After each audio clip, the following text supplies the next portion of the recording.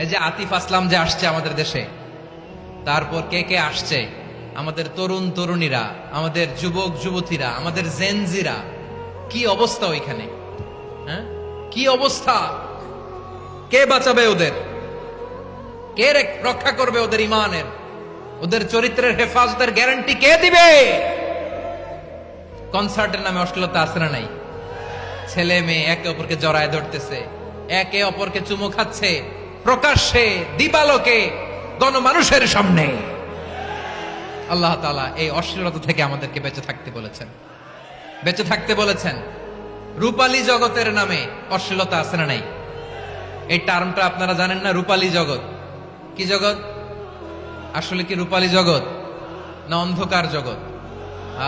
আমার বোনেরা, আপনাদেরকে যে কি বলে তারা বুঝায়, রূপালী জগৎ শুনেই আপনি ভরকে যাবেন না।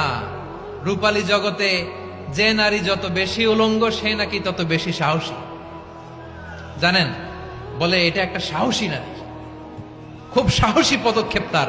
যত বেশি শরীর থেকে কাপড় নামাতে পারবে, যত বেশি বস্ত্রহীন হয়ে নিজেকে প্রেজেন্ট করতে পারবে, সে নাকি তত বেশি সাহসী। আমার চট্টলার ভাইয়েরা, শয়তানের প্রথমে এজেন্ডা ছিল বনি আদমকে বস্ত্রহীন করা।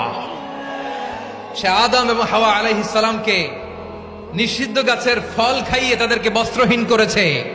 এই জামিনেও সে আমাদেরকে বস্ত্রহীন করতে চাইবে।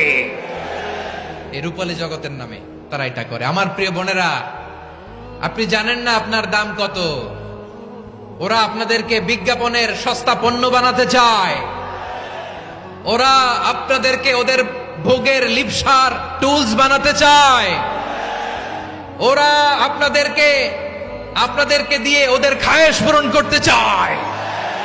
এটা আপনাদের জন্য মোটেও ডিগনিটি নয়, এটা আপনাদের জন্য সম্মান নয়। আপনার সম্মান শালীনতায়, আপনার সম্মান হেজাবে, আপনার সম্মান ভদ্রতায়, আপনার সম্মান আপনার ডিসেন্ট পোশাকে। পোশাক বলে দেয় এই নারীটা ভদ্র না অভদ্র।